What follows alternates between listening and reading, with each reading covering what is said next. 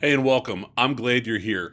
What we're talking about today is how to win a house in a multiple offer situation without feeling like you have to do reckless stuff just to compete. So, no wave everything and pray, no guessing, no hoping the seller likes you.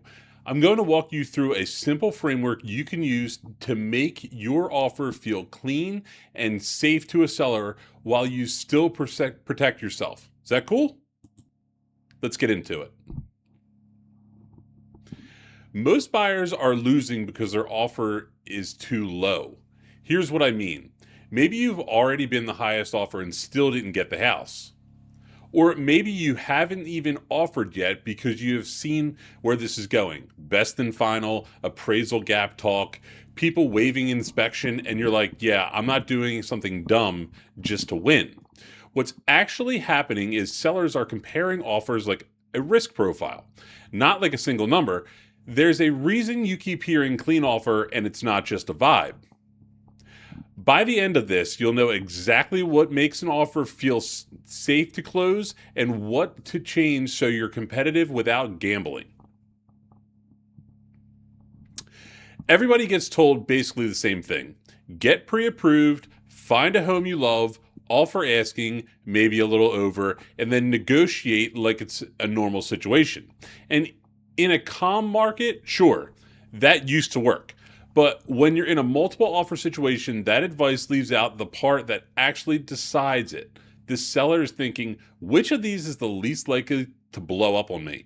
And if your offer has a bunch of ways it can fall apart, appraisal, inspection, financing, your number almost doesn't matter. My name is Brian Boucher. Let me show you why I'm so direct about this.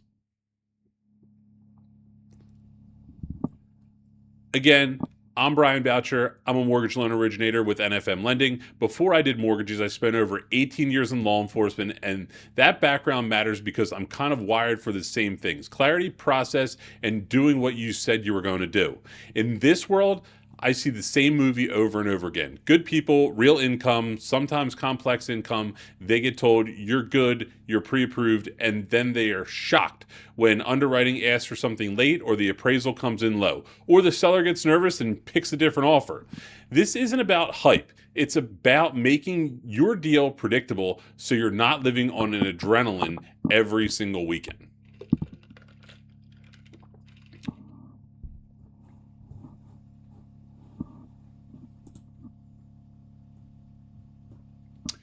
Here's the big idea. Winning isn't a price problem, it's a certainty to close problem. Sellers are picking the offer that feels safest to close. That's appraisal risk, inspection risk, financing risk, and timeline risk. And once you understand that, you stop doing the thing most buyers do, just randomly turning knobs, bump the price, add an escalation, change the down payment, and hope.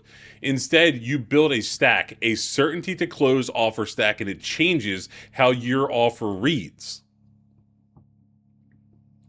So here's the path. First, I'm going to show you why just bid higher keeps failing, even when you feel like you did everything right. Then we'll talk about the internal thing that messes with people. This feeling like you're behind or you can't compete or cash always wins. And then we'll handle the big external fear. If you don't waive everything, I'm never going to get a house. That one keeps people frozen. So, cool. A secret one. Secret number one. The offer isn't a number, it's a risk profile. The most common belief I hear is if I'm not winning, I just need to bid higher. And if that doesn't work, then it turns into, okay, I'll add an escalation clause. And if that doesn't work, now you're just going escalating your stress. You're offering more money and feeling less safe, and then when you're still lose it, it feels personal, but it's not personal, it's structural. A seller doesn't get paid because you offered a bigger number. They get paid when the deal closes. And so if your offer is high, but it looks like it might fall apart, maybe the appraisal comes in low. Maybe you're going to renegotiate after inspection. Maybe your financing feels uncertain. Then that high number turns into a headache. And sellers, especially if they're buying their next place, don't want headaches. They want predictable. Let me give you the simple checklist: appraisal risk, inspection risk, financing risk, timeline risk. That's the stuff sellers are scoring, even if they never say it out loud. And the offer that wins is usually the one that reduces the most fear, the simplest way. Now, you don't have to eliminate all the risk. You just have to manage it and communicate in the structure of the offer. Appraisal gap is one of the biggest signals in competitive situations. And I want you to hear this clearly. Appraisal gap coverage isn't just about having money, it's about certainty. When a seller sees no plan for appraisal, they're thinking, okay, if this comes in low, we're either renegotiating or we're starting over. But you also don't want to do the other extreme, which is basically writing a blank check. The smart move is usually a cap with some guardrails.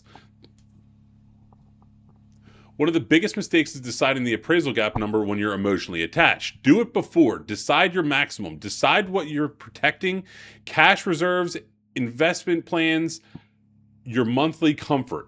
What does it mean to you? And then when the right house shows up, you're inventing numbers at 10 p.m. You already know the guardrails. You're not inventing numbers at 10 p.m. because you have those guardrails up, and the alone reduces regret, but you're not improvising. Inspection is the emotional one. People hear the waived inspection and it turns into an all or nothing thinking. Either I waive and I'm reckless, or I keep it and I can't compete. But there's a middle. Sometimes it's informational. Sometimes it's limited scope. Sometimes it's pre-inspection if the timing allows. The point isn't to copy what the winning offer did. The point is to reduce seller fear while you keep your risk controlled. This is where a lot of buyers are blindsided. They think, I'm pre-approved, so financing is handles. And maybe it is. Or maybe it's a surface level pre-approval and they're still subject to a bunch of conditions. When your file is truly underwriting ready, things go smoother. Fewer surprise document requests, fewer delays, less chance the seller gets nervous. And again, remember the seller's mindset. They want predictable. So here's the reframe.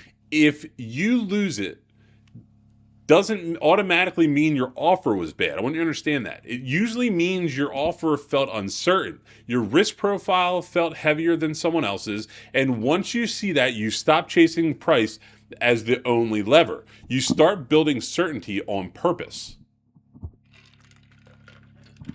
Now, you might be thinking, yeah, but escalation clauses are the only way to win. They can help.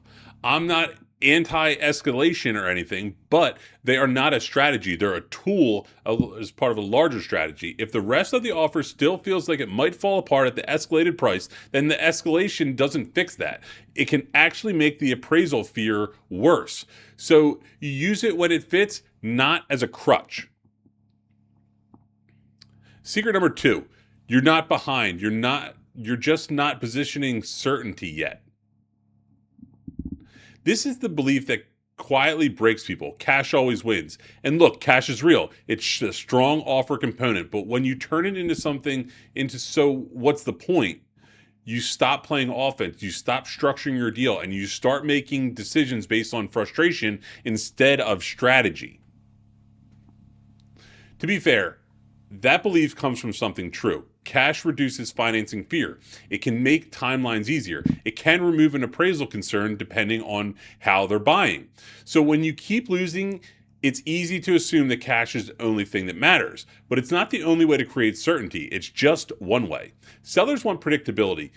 If you can show that your financing is solid, your documentation is ready, your timelines are clean, and your terms reduce surprises, you can compete. And this is especially true for people who have strong income, but it's not cookie cutter. When that's packaged well, it's powerful. Now, not because you're flexing, because you're removing doubt. Positioning certainty isn't flashy.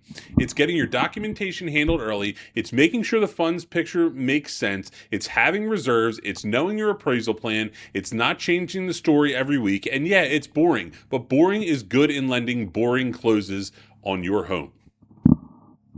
If your income is self-employed, bonus heavy, commission heavy, or just complicated, this matters more because underwriting questions don't show up when it's convenient. They show up when you're already under contract and everybody's stressed. So the move is to front run that. Get clarity on what income is actually going to be used, get the documents lined up, reduce the late condition spiral. That's positioning certainty. So here's the reframe. This isn't about being the richest person in the room. It's about being the cleanest deal. A seller wants to believe this is going to close and I'm not going to be dragged through a bunch of surprises. When you build that, you stop feeling overmatched, and even if you're not showing up with a suitcase of cash.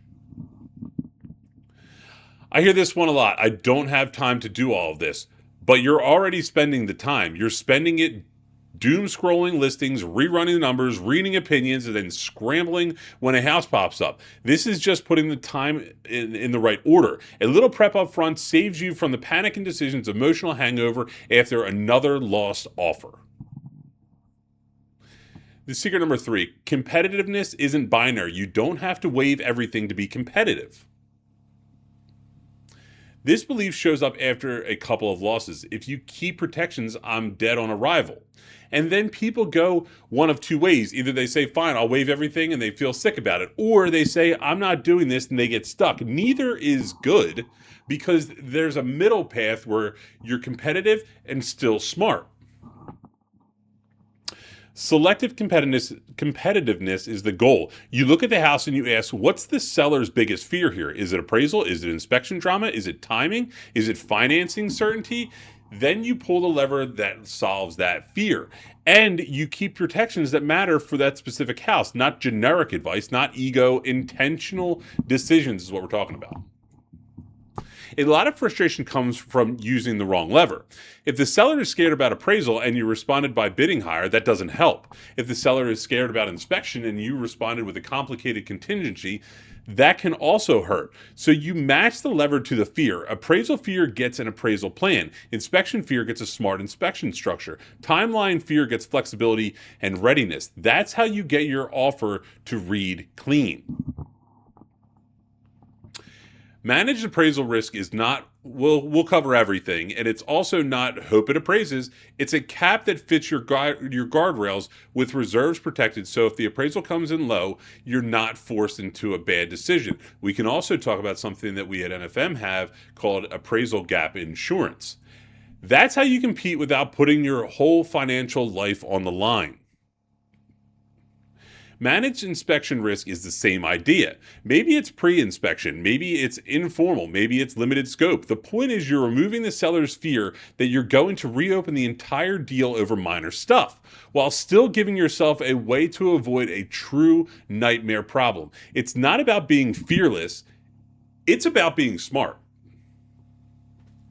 Financing risk is the one buyers underestimate because it's not dramatic until it is. Late conditions create delays. Delays create doubt. Doubt makes sellers angry, agents stressed, and you as buyers miserable. So the move is to keep the file clean, documentation ready, funds stable, no last minute changes that trigger review. That's how you keep the deal boring in the best way. So here's the reframe. You can be competitive without being reckless, but only if you know which levers to do what. The whole theme today, certainty to close, reduce seller fear, keep your downside managed, and your offer starts landing differently. At this point, there are basically two paths. Path one is what most people do. Keep guessing, keep turning knobs, bid higher one week, change the down payment the next week, debate inspection at the last minute, and hope that it works out. Path two is you decide, I'm done gambling. You use a repeatable stack, you build a plan you can follow, and you stop letting every new listing reset you back to zero. If you want path two, here is how I can help.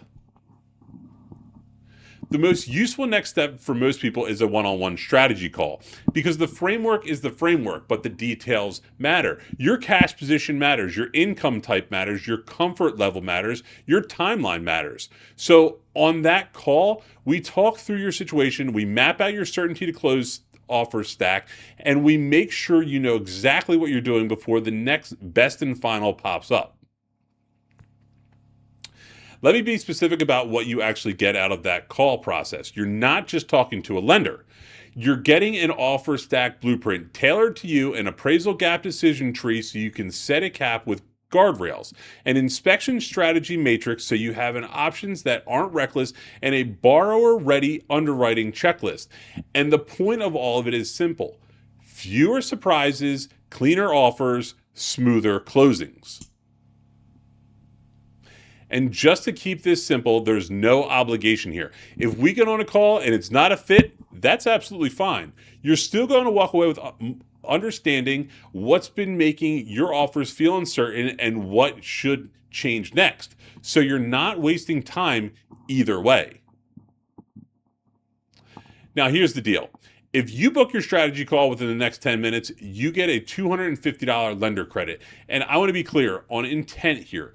This isn't about, I don't get rich off of one loan. This is just my way of rewarding action because the people who move are the ones who stop bleeding time on this. So if you're ready to grab the link in the chat and lock in your time, here's why I do this now rather than later. Later usually looks like you keep scrolling, you keep touring, you keep doing the Sunday night math, and you keep writing offers that don't land. Or you don't write them at all because you don't trust the process. And the longer that goes, the more likely you are to either burn out or make a concession under pressure that you wouldn't make in a calm moment. Whereas with a plan, that next house is just a decision, not a crisis. So do this now. Click the link in the chat and book your call. There's a QR code. You can scan that here. It goes right to my calendar link. You'll pick a time that works best for you. You'll answer a couple questions so we can prep and make the call actually useful. And remember, if you book within the next 10 minutes, you get that $250 lender credit. Once you book, here's what happens. You'll lock in a time on the calendar. We'll review your situation, income, assets, goals, comfort level. Then we map your certainty to close stack offer, appraisal plan, inspection options, financing readiness, timeline, everything working together. And you'll leave you with a clear path for the next offer you write, so you're not winging it at the deadline. Last thought, and I'll let you go. Your next offer shouldn't feel like a coin flip. You can be competitive and still be responsible. You can win without reckless waivers, but you need a stack, not random tactics. So if you want to help in mapping it out for your exact situation, click the link in the chat or book your call, and I'll see you there.